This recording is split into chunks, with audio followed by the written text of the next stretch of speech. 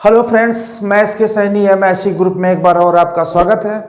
और 11 geography class के अंतर्गत आज हम लोग अध्ययन करेंगे प्राकृतिक वनस्पति। तो सबसे पहले हम समझने का प्रयास करते हैं कि प्राकृतिक जो वनस्पति है वो होता क्या है और प्राकृतिक वनस्पति मनुष्य के लिए संसाधन के रूप में किस तरह से वो प्रयोग में लाता है। तो आइए हम देखते हैं कि लंबे समय तक बिना किसी बाहरी हस्तक्षेप के हम प्राकृतिक वनस्पति को दो लाइन में समझने का प्रयास करते हैं। उसके बाद बहुत सारी बातों का हम लोग अध्ययन करेंगे। हम कह सकते हैं कि जो लंबे समय तक बिना किसी बाहरी हस्तक्षेप के, कह सकते हैं कि बिना किसी बाहरी हस्तक्षेप के, लंबे समय तक बिना किसी बाहरी हस्तक्षेप के उगने वाली विभिन्न प्रजातियां, उगने वाली विभिन्न प्रजातियां, आपने देखा होगा कि पौधों में बहुत सारी प्रजातियां हैं। तो उगने वाली विभिन्न प्रजातियों के पौधा समूह को, या हम कह सकते हैं समुदाय को, प्राकृतिक वनस्पति कहते हैं। प्राकृतिक वनस्पति कहते हैं। बड़ा संक्षेप में आप जाने हैं प्राकृतिक वनस्पति क्या होता है।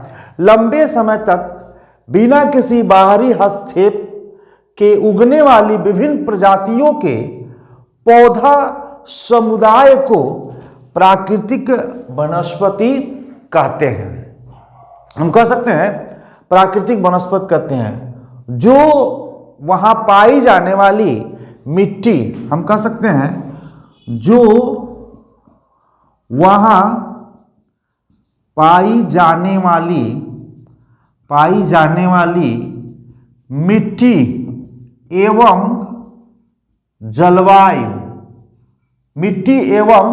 जलवायु के अनुसार अपने को अनुकूलित कर लेते हैं। मिट्टी एवं जलवायु के अनुसार अपने को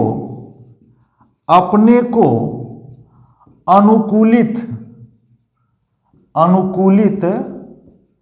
कर लेती है, उसी को हम प्राकृतिक वनस्पति कहते हैं। जैसे आपने देखा होगा कि मैंने बताया कि पाई जाने वाली मिट्टी एवं जलवायु, देखेंगे कि बहुत सारी फसलें सभी मिट्टियों में संभव नहीं है। जैसे मान लीजिए देखते होंगे कि जलवायु के अनुसार कहीं व्यक्ति गोरा है, कहीं व्यक्ति काला है, कहीं व्यक्ति सांवला है, तो उसके ऊपर जलवायु का प्रभाव है।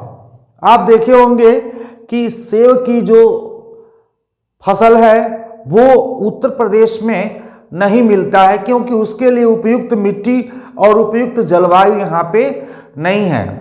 आपने देखा होगा कि संतरे की जो खेती नागपुर में होता है, महाराष्ट्र साइड में बहुत सारे ऐसे बेल्ट हैं जहाँ पे संतरे की खेती की जाती है। वही संतरा हमारे उत्तर प्रदेश देवरिया जनपद या गोरखपुर मंडल में कहीं नहीं उग सकती, क्योंकि उसके लिए उपयुक्त मिट्टी एवं जलवायु नहीं है। तो हम कह सकते हैं कि लंबे समय तक बिना किसी बाहरी हस्तक्षेप के उगने वाली विभिन्न प्रजातियों के पौधा समुदाय को प्राकृतिक वनस्पति कहते हैं, जो वहां पाई जाने वाली मिट्टी एवं जलवायु के अनुसार अपने को अनुकूलित कर लेती है। यानी जिस तरह की जलवायु है, जिस तरह की मिट्टी है, वहां उसी तरह से अपने को ढाल लेती है। जैसे आप देखे होंगे कि रेगिस्तान में कटीले झाड़ियां आपको मिलेंगे, जो बबूल, नागफनी आदि के जो पौधे होते हैं वह अपने को उसी जलवायु में अपने को अनुकूलित कर लेते हैं। तो आइए और भी बहुत सारी इसमें हम आपको बातें बताने वाले हैं, फिर आपको बताएंगे प्राकृतिक वनस्पति के प्रकार। स्क्रीनशॉट ले सकते हैं। इसमें छोटी छोटी और भी बातों को हम बताएंगे जिससे कि आप ज़्यादा से ज़्यादा समझ सकें। देखे होंगे कि जंगलों में पेड़ पौधा लताएं झाड़ियां ये सब कहाँ पे उड़ती हैं? ये सब जंगलों में यहाँ पे उगती हैं। ये सब क्या है? हम कह सकते हैं ये आदि जो है प्रमुख वनस्पति है।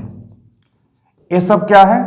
प्रमुख वनस्पति, पेड़ पौधा लताएं। जैसे आपने देखा होगा कि बहुत बड़ा बड़ा पेड़ है, उसमें लताएं भी बहुत सारे हैं, बहुत सारे झाड़ियां हैं और छोटे छोटे पेड़ पौधे हैं। तो इन आदि प्रमुख जो वनस्पति हैं, पेड़ पौधे लताएं झाड़ियां आदि प्रमुख वनस्पति हैं, हम कह सकते हैं प्रमुख प्राकृतिक संसाधन है। यानी आदि प्रमुख जो वनस्पति हैं वो क्या है? प्राकृतिक संसाधन है, प्राकृतिक संसाधन है। और इस प्राकृतिक संसाधन का प्रयोग कौन करता है? मानव करता है। इन प्राकृतिक संसाधन का प्रयोग कौन करता है? मानव करता है। ये जितने भी प्राकृतिक संसाधन है यह बिना मानव के सहयोग से स्वयं उगती है। हम कह सकते हैं कि प्राकृतिक वनस्पति, प्राकृतिक जो वनस्पति है ये स्वयं उगती है, स्वयं उगती है। इसे उगाने की हमें कोई जरूरत नहीं है। और इन्हें विकसित होने में मनुष्य का, इन जो पेड़ पौधा लताएं झाड़ियां हैं, इन्हें विकसित होने में हम कह सकते हैं विकसित होने में मनुष्य का कोई रोल नहीं है। इन पेड़ पौधे लताएं झाड़ियां आदि को विकसित होने पे मनुष्य का इसमें कोई रोल नहीं है। ये सब क्या है? मनुष्य के लिए एक प्राकृतिक संसाधन है। इन प्राकृतिक संसाधनों का मनुष्य अपने अपने तरीके से वो प्रयोग करता है। प्राथमिक क्रिया के अंतर्गत हम देखते हैं कि लकड़ी काट करके ऊर्जा के रूप में भोजन बनाने का प्रयोग करता है। अगर हम उद्योग के दृष्टिकोण से देखें तो इमारती जो लकड़ियां हैं, इन इमारती लकड़ियों से हम बहुत सारे ऐसे, जैसे पानी के जहाज में भी इसका हम प्रयोग करते हैं, रेल बनाने में इसका प्रयोग करते हैं। हम जो बहुत सारे ऐसे परिवहन के संसाधन हैं जिसमें हम लकड़ियों का प्रयोग करते हैं, मकान बनवाने में हम प्रयोग करते हैं, औषधि के रूप में हम इसका प्रयोग करते हैं। तो हम कह सकते हैं कि ये सभी कहीं न कहीं किसी न किसी रूप से ये मानव के लिए उपयोगी है, क्योंकि ये प्राकृतिक संसाधन है, ये स्वयं प्रकृति के द्वारा हमें मिला हुआ है। तो इसलिए हम कह सकते हैं कि यह स्वयं उगती है और मानव इसको उगाने में किसी प्रकार का कोई सहयोग नहीं करता, कोई इसका योगदान नहीं होता है।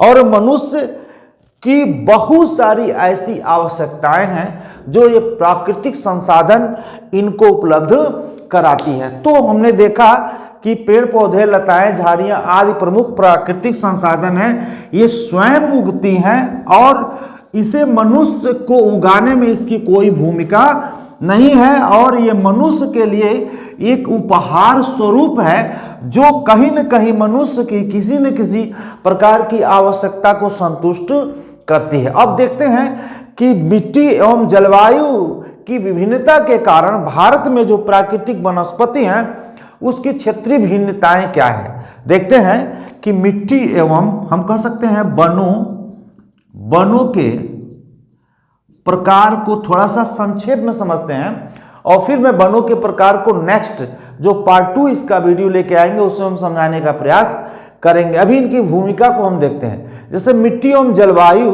में विभिन्नता के कारण देखते हैं कि मिट्टी एवं जलवायु में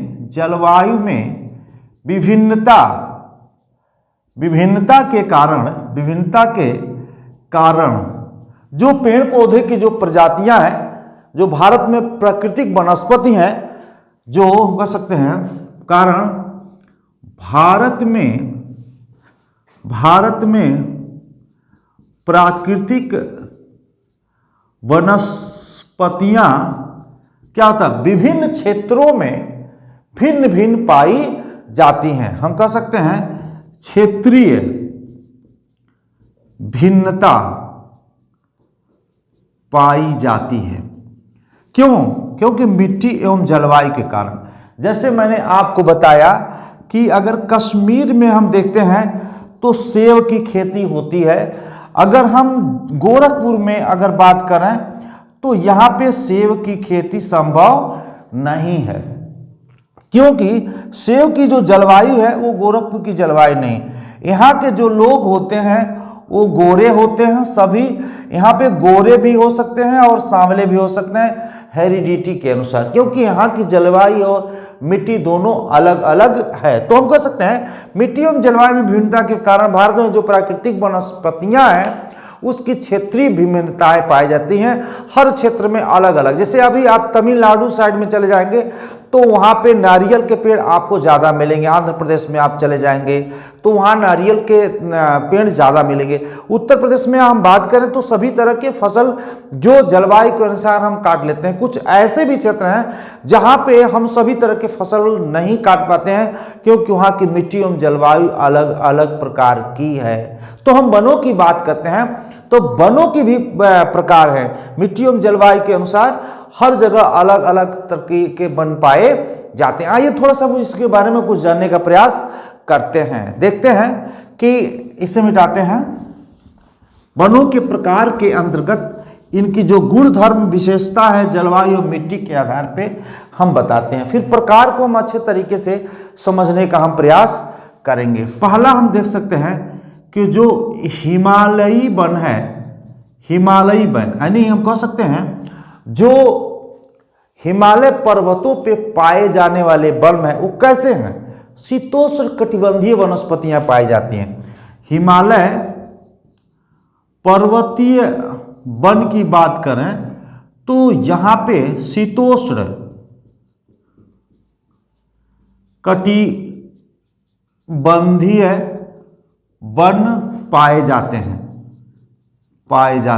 आएंगे हम लोग शीतोष्ण कटिबंधीय वन के अंतर्गत कौन कौन से पेड़ पौधे पाए जाते हैं, जब हम वनों के प्रकार को समझने का प्रयास करेंगे तब। यानी हिमालय पर्वत पे, क्योंकि ठंडी हिमालय पर्वत पूरी तरह से बर्फ से ढका हुआ होता है तो उस अनुसार वहां पे पौधे प्राप्त होंगे। तो शीतोष्ण कटिबंधीय वन पाए जाते हैं। फिर इसी के बाद पश्चिमी घाट एवं अंडमान निकोबार द्वीप समूह में किस प्रकार के वन पाए जाते हैं, तो देखते हैं कि पश्चिमी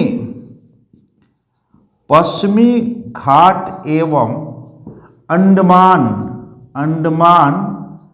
निकोबार द्वीप समूह में किस प्रकार के वन पाए जाते हैं, तो इसमें भी हम देख सकते हैं कि उष्ण कटिबंधीय वर्षा वाले वन पाए जाते हैं।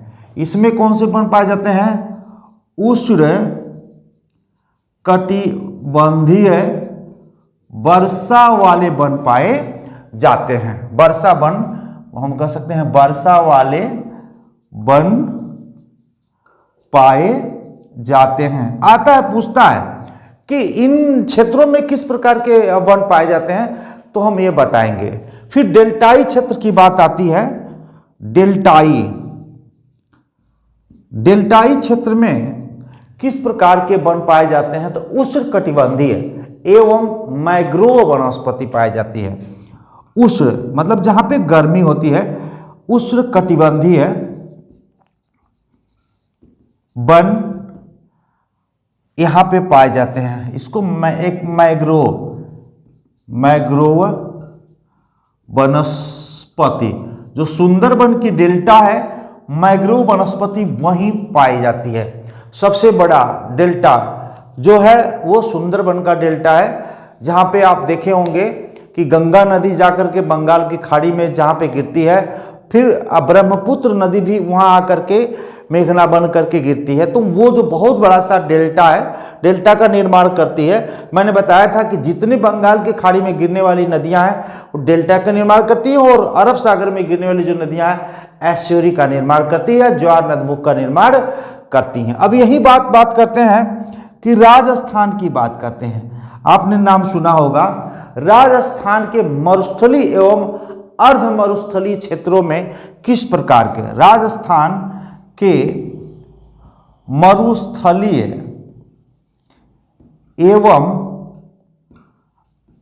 अर्ध मरुस्थलीय क्षेत्र में किस प्रकार के वन पाए जाते होंगे? तो आप जान ही रहे होंगे कि जहाँ झाड़ियाँ वाले कैक्टस और कांटेदार हम कह सकते हैं, यहाँ पे झाड़ियाँ, क्योंकि बड़े बड़े वन तो मिलते नहीं, झाड़ियाँ, कैक्टस और कांटेदार कह सकते हैं, कांटेदार जैसे नागफनी हुआ, बबूल हुआ, ऐसे वृक्ष राजस्थान के मरुस्थलीय एवं अर्ध मरुस्थलीय क्षेत्र में पाए जाते हैं, क्योंकि यहाँ पे वर्षा का अभाव पाया जाता है। वर्षा के अभाव के कारण यहाँ पे हरे भरे वन नहीं पाए जाते हैं।